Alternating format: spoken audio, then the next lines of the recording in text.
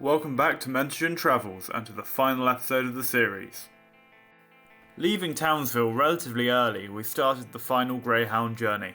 Stopping off in a small seaside town called Carwell, we grabbed ourselves some breakfast, getting Tom his first sausage roll. What do you think of your first sausage roll then, Tom? Disappointing, eh? Ad, how do you compare it to a Greg's one? So as someone that has had a sausage roll, it does not taste like a Greg's sausage roll at all. But it tastes more like a proper bakery made one. Oh, nice, okay. It's got a bit of almost a bit of pickle taste in it. Cool. Sounds quite nice. A bit dry, but it's not Greg's, dripping. Yeah, I mean, look at that. And here we go, our first Australian pie. How do you rate it, Adam? Better than sausage roll. Hey! You got that one thing in these. That's pretty good. It was actually a really nice little town and was situated right next to Hitchinbrook Island, so we got some really nice views. Getting back on the bus, we were told to look out for cassowaries, but unfortunately we didn't get to see any on our journey. They are extremely rare birds, so our chances weren't very high.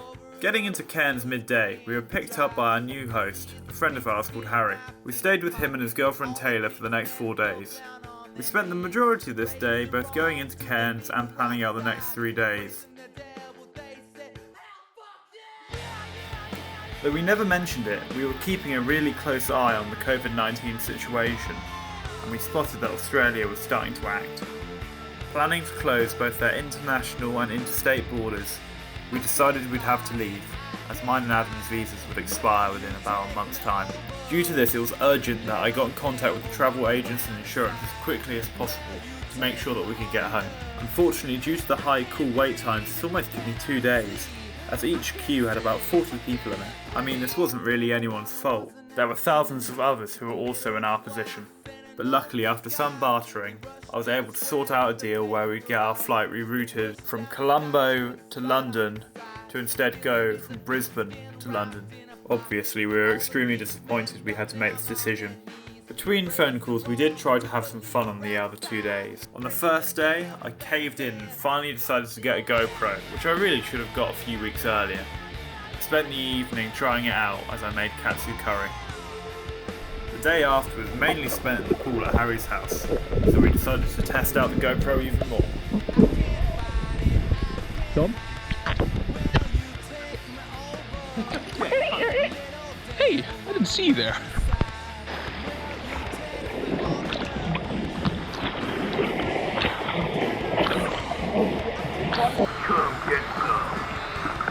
We then went into Cairns to book our diving session the next day, and on the way went into Cairns Art Museum to have a look at the surreal Ned Kelly exhibition done by Sydney Nolan, one of Australia's most famous artists.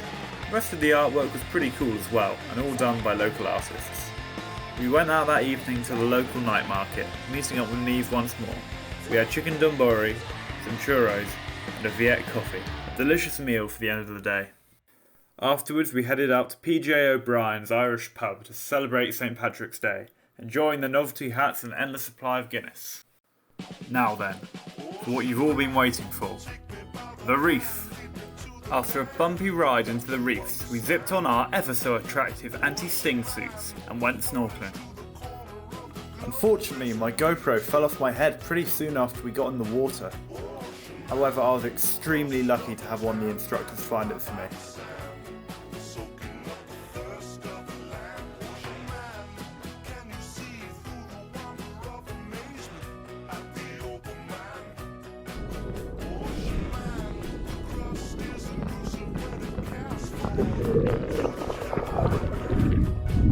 We spent about 2 to 3 hours doing this before we were called in to actually start the main attraction, the dive. A few people asked me whether diving was actually a scary experience at all, and in my experience I'd actually say that going snorkeling is far worse. I mean, especially if the water's rough, which it was. I mean, it just goes down your snorkel all the time, your mouth gets filled up with water, you're just spitting it out constantly, it's not fun. However, if you were with a trained professional like we were, you really had very little to worry about. After all, the regulator did most of the work for us. Just gotta remember to keep breathing, otherwise your lungs might explode from air pressure. Apart from that, nothing to worry about. We descended down without much of an issue. As we hit the sea floor, looking around was the most surreal experience.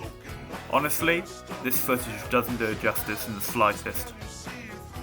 Despite this experience being absolutely amazing, I'm sure you noticed that the reefs are extremely bleached. This is because we visited during the third mass bleaching of the reef in 5 years, the last one only happening in 2017.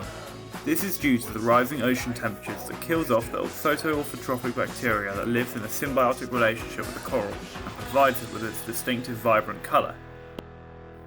Despite this, the day was one of the greatest life experiences that I've ever had.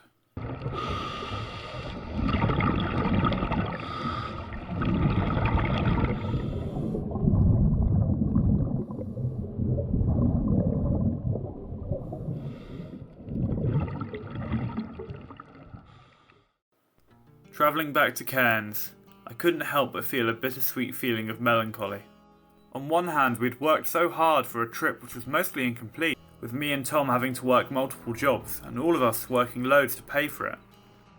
But then I think of the wonderful people that we had met, the places that we had been, the wildlife we saw, and of course the opportunity we had to feed it back to all you guys at home.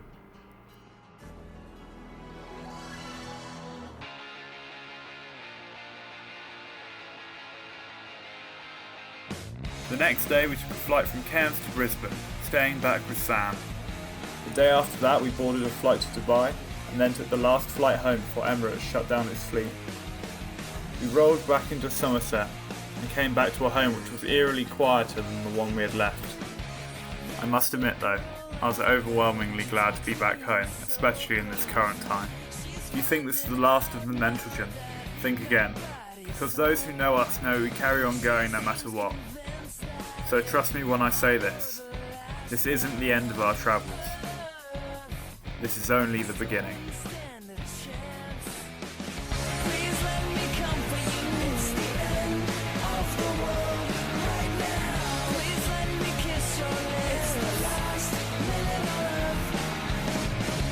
Would you love me?